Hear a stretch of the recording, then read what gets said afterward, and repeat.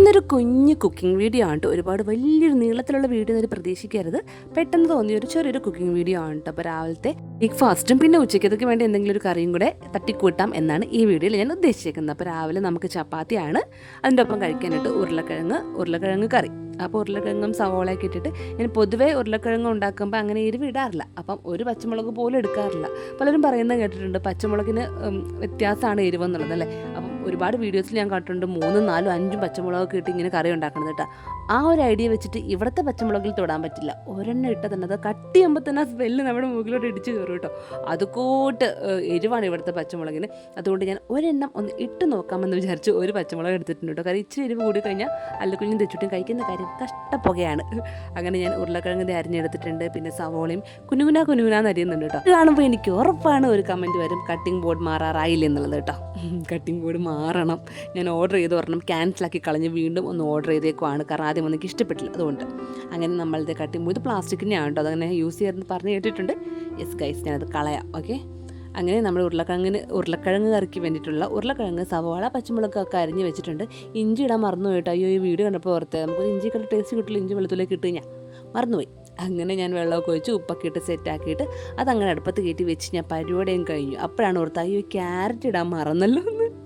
അങ്ങനെ പിന്നെ ഇരുന്ന് ക്യാരറ്റിനെ എടുത്ത് അതിൻ്റെ തൊലിയൊക്കെ കളഞ്ഞ് കുനുകുനാന്ന് കട്ട് ചെയ്തെടുത്തിട്ടുണ്ട്. ക്യാരറ്റ് ഇടുമ്പോൾ പ്രത്യേക ടേസ്റ്റ് കിട്ടും കേട്ടോ. ഞാൻ ആദ്യം ഇടത്തില്ലായിരുന്നു, പിന്നെ ഇട്ട് നോക്കിയപ്പോൾ അത് നല്ല ടേസ്റ്റാണ്. അങ്ങനെ അതും ഇട്ടിട്ട് സെറ്റാക്കി അരച്ച് പൂട്ടി വെച്ച് വിസിലടിപ്പിക്കാൻ വേണ്ടി അവിടെ കൊണ്ടുവച്ചു. എന്നിട്ടാണ് ഞാൻ പിന്നെ ചായ വെക്കാമെന്ന് വിചാരിച്ചത്. ചായയല്ല, ആദ്യം പാല്. അങ്ങനെ നല്ല കുഞ്ഞിന് തെച്ചുട്ടിക്ക് വേണ്ടിയുള്ള പാല് വെച്ചിട്ടുണ്ട്. പിന്നെ ഇനി നമുക്ക് ഇനി തോരനും മെഴുക്കുവരട്ടി എന്തെങ്കിലും ഉണ്ടാക്കണം. അതെന്ത് വേണം എന്നാലോചിച്ചപ്പോഴാണ് ഫ്രിഡ്ജ് നിറച്ചും ആ ഒരു ബോക്സ് നിറച്ചും നമ്മുടെ വെണ്ടയ്ക്ക ഇരിക്കുന്നത് കണ്ടത്.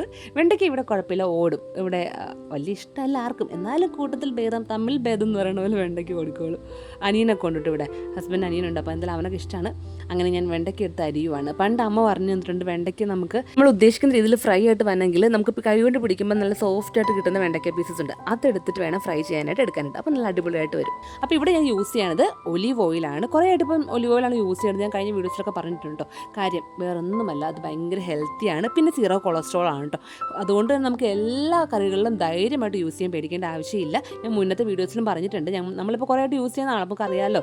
അപ്പോൾ നമ്മുടെ ബോഡിയിലുള്ള ആ ഒരു ചീത്ത കൊളസ്ട്രോൾ നന്നായിട്ട് കുറയ്ക്കാനും അത് മാത്രമല്ല ഒരു ചെറിയൊരു ഫ്ലേവറും ഒരു അരോമയൊക്കെ ഈ ഒരു ഒലിവ് ഓയിൽ തന്നെ തരുന്നുണ്ട്. അപ്പോൾ അതുകൊണ്ട് തന്നെ നമ്മുടെ കറീൻ്റെ എക്സാക്റ്റ് ഫ്ലേവർ അവിടെ തന്നെ ഉണ്ട്, അതിലൊരു മാറ്റം സംഭവിക്കുന്നില്ല കേട്ടോ. പക്ഷേ എക്സ്ട്രാ കുറച്ചും കൂടി ഒരു ഫ്ലേവറും ഒരു അരോമയൊക്കെ നമുക്ക് കിട്ടുന്നതാണ്. നിങ്ങൾ എന്തായാലും ഒരു തവണ ട്രൈ ചെയ്ത് നോക്കണ്ടോ. കാരണം ഞാൻ കുറച്ചായിട്ട് യൂസ് ചെയ്തിട്ട് ആ ഒരു ഗുണങ്ങളൊക്കെ മനസ്സിലാക്കിയതാണ്. നിങ്ങൾക്ക് പ്രൊഡക്റ്റ് വേണമെന്നുണ്ടെങ്കിൽ ഞാൻ ഡിസ്ക്രിപ്ഷനിൽ കൊടുത്തേക്കാവേ. അങ്ങനത്തെ വെണ്ടയ്ക്കയും കൂടി അരിഞ്ഞ് കഴിഞ്ഞപ്പോഴേക്കും നമ്മുടെ വിസിലടി കഴിഞ്ഞിരുന്നു. കുക്കറിനകത്തുള്ള 3 വിസിലും അതിൽ നമ്മുടെ ഉരുളക്കിഴങ്ങ് വേകാനായിട്ട് ഞാൻ 3-5 വിസിലത് കേൾപ്പിച്ചായിരുന്നു. കുറച്ചും കൂടെ ഒന്ന് സോഫ്റ്റ് ആയിക്കോട്ടെ എന്ന് ഓർത്തിട്ട് അത് മാറ്റിയിട്ട് ഞാൻ 2 പാൻ വെച്ചിട്ട് ഒരിടത്ത് നമുക്ക് വെണ്ടയ്ക്ക മെഴുക്കുവരട്ടിയും ഒരിടത്ത് ഉരുളക്കിഴങ്ങിന് വേണ്ടിയിട്ടുള്ള ഗ്രേവിയും കൂടെ ഉണ്ടാക്കാൻ വേണ്ടി ഞാൻ സ്റ്റവ് കത്തിച്ച് സെറ്റാക്കിയിട്ടുണ്ട് കേട്ടോ. രണ്ടിലും നിങ്ങൾക്ക് കണ്ടാൽ മനസ്സിലാവും. പ്രത്യേകിച്ച് വേറെ ഡിഫറെൻ്റ് ആയിട്ട് ഒന്നും ഞാൻ ഇടുന്നില്ല. സവോള ഇട്ട്, ഉപ്പിട്ട്, കറിവേപ്പില ഇട്ട്, പച്ചമുളക് ഇട്ട്, ആകപ്പാട് യൂസ് ചെയ്യുന്ന പൊടി മഞ്ഞപ്പൊടിയാണ് കേട്ടോ. പക്ഷേ എനിക്ക് നല്ല ടേസ്റ്റിൽ കിട്ടിയിട്ട് ഞാൻ ഒരുപാട് മസാലയോ കാര്യങ്ങളോ ഒന്നും യൂസ് ചെയ്തിട്ടില്ല. പക്ഷേ നല്ലൊരു ഫ്ലേവർ, നല്ല ടേസ്റ്റ് എനിക്ക് കിട്ടി. ഞാൻ ആ ഉരുളക്കിഴങ്ങ് കറി കഴിച്ച് നോക്കിയിട്ട് എനിക്ക് ഭയങ്കര ഇഷ്ടപ്പെട്ടു.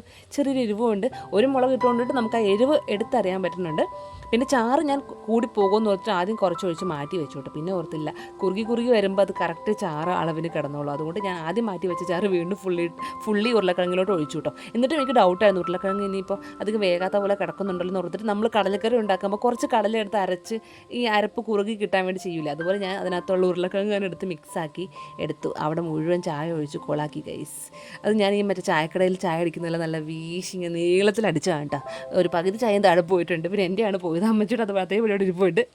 അങ്ങനെ നമ്മുടെ ചായ വീണതൊക്കെ തുടച്ച് ക്ലീൻ ആക്കിയിട്ട് ഉരുളക്കിഴങ്ങ് വെച്ചിട്ടുണ്ട്. ഇപ്പോഴൊക്കെ എൻ്റെ സമയം നന്നായിട്ട് പൊക്കോണ്ടിരിക്കുകയാണ്. സത്യം പറഞ്ഞാൽ ഈ ഒരു നമ്മുടെ മെഴുക്കുവരട്ടി ഉണ്ടാക്കേണ്ട ആവശ്യമില്ല, അമ്മച്ച പതുക്കെ എന്നിട്ട് ഉണ്ടാക്കിയേനെ. പിന്നെ ഞാൻ എന്തായാലും നിങ്ങളെ കൂടെ കാണിക്കുകയും ചെയ്യാം. എന്നിട്ട് ഡേ ആണല്ലോ, ഒരു വീഡിയോ എടുക്കുന്ന ദിവസമാണല്ലോ. അപ്പോൾ പിന്നെ ഒരു കുക്ക് ചെയ്യുന്ന വീഡിയോ കൂടെ കാണിക്കാൻ ഓർത്ത് ചെയ്താണ്. എനിക്ക് ഒട്ടും സമയമില്ല, എന്നാലും ഇതിർത്തിക്കിങ്ങ് ചെയ്യുക കേട്ടോ. അതേപോലെ ഒലിവ് ഓയിൽ നമ്മുടെ സൈഡിൽ തന്നെ വെച്ചിട്ടുണ്ട്. ഇടയ്ക്കിടയ്ക്ക് എന്തായാലും ഡെയിലി എടുക്കുന്ന സാധനമാണ്. അങ്ങനെ അത് ഞാൻ വേറെ കുപ്പിയിലൊന്നും മാറ്റി ഒഴിച്ചില്ല, കിട്ടിയ കുപ്പിയിൽ തന്നെ വെച്ച് അവിടെ തന്നെ വെച്ചിട്ടുണ്ട് കേട്ടോ. അങ്ങനെ ഉരുളക്കിഴങ്ങ് ആയിട്ടുണ്ട്, അത് സെറ്റാക്കി മാറ്റി വെച്ചിട്ടുണ്ട്. അപ്പുറം നമ്മുടെ വെണ്ടയ്ക്ക മെഴുക്കുവരട്ടി ആവുന്നുണ്ട് കേട്ടോ. ഇനിയിപ്പോൾ ചപ്പാത്തിക്ക് ഞാൻ ഒലിവ് ഓയിൽ തന്നെയാണ് യൂസ് ചെയ്യണത് കേട്ടോ. ചപ്പാത്തിയാണ് ഞാൻ ഉണ്ടാക്കാൻ പോകുന്നത്. ഇപ്പോൾ ഞാൻ ആദ്യം ഒന്നും ചപ്പാത്തിയിൽ ഇങ്ങനെ നമുക്ക് ഇടയ്ക്ക് തൊടാൻ വേണ്ടിയിട്ട് എണ്ണ എടുക്കത്തില്ല കേട്ടോ. അതുകൊണ്ട് ഭയങ്കര റഫായിട്ട് കിട്ടുമായിരുന്നു. നമ്മൾ പാക്കറ്റിൽ നിന്ന് വാങ്ങിക്കുന്ന, കടയിൽ നിന്ന് വാങ്ങണ പാക്കറ്റ് ചപ്പാത്തി ആണല്ലോ. ഇപ്പോൾ എണ്ണ തൊട്ട് കൊടുക്കാൻ നേരം നല്ല സോഫ്റ്റായിട്ട് വരുന്നുണ്ട് കേട്ടോ. പണ്ടൊക്കെ എണ്ണ കൊടുക്കാൻ മടിയായിരുന്നേ, അതുകൊണ്ടാണ് ഞാൻ കൊടുക്കാണ്ടിരുന്നത്. ഇപ്പോൾ ഞാൻ പിന്നെ എണ്ണയൊക്കെ യൂസ് ചെയ്തിട്ട് ചപ്പാത്തി ചുടുമ്പോൾ നല്ല സോഫ്റ്റായിട്ട് വരുന്നുണ്ട്. പിന്നെ നമുക്ക് എണ്ണ തേക്കാനുള്ള ബ്രഷ് എനിക്കില്ല, അതും എനിക്ക് വാങ്ങണം. അതുണ്ടായിരുന്നാണ് മുന്നേ അത് എവിടെയൊക്കെ എന്തൊക്കെ പറ്റിപ്പോയി. അതുകൊണ്ടിട്ട് ഇനിയിപ്പോൾ സ്പൂൺ വെച്ചിട്ടാണ് ഞാൻ എണ്ണ തേക്കുക കേട്ടോ. ഞാൻ ഇടയ്ക്ക് ഒന്ന് നമ്മുടെ മെഴുക്കുവരട്ടിയുടെ ഉപ്പൊക്കെ നോക്കിയതാണ്, കറക്റ്റ് ആയിട്ടുണ്ട്.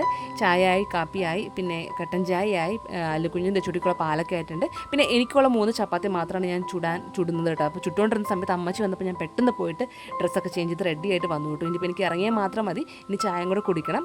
അപ്പം ഇന്നത്തെ ഒരു കുക്കിംഗ് വീഡിയോ ഷടപടയും തീർന്നു നിങ്ങൾക്ക് തോന്നണ്ട കേട്ടോ. നമ്മൾ കുഞ്ഞായിട്ട് ഞാൻ ചെറിയ വീഡിയോ ജസ്റ്റ് ക്രിയേറ്റ് ചെയ്യുന്നുള്ളൂ കേട്ടോ. അപ്പോൾ ഇഷ്ടപ്പെട്ട് ഞാൻ ലൈക്ക് ചെയ്യുക, സപ്പോർട്ട് ചെയ്യുക, നിങ്ങളുടെ അഭിപ്രായങ്ങളൊക്കെ പറയാം. അപ്പം നമുക്ക് വീണ്ടും അടുത്ത ദിവസം പുതിയൊരു വീഡിയോ കാണാം. ബൈ.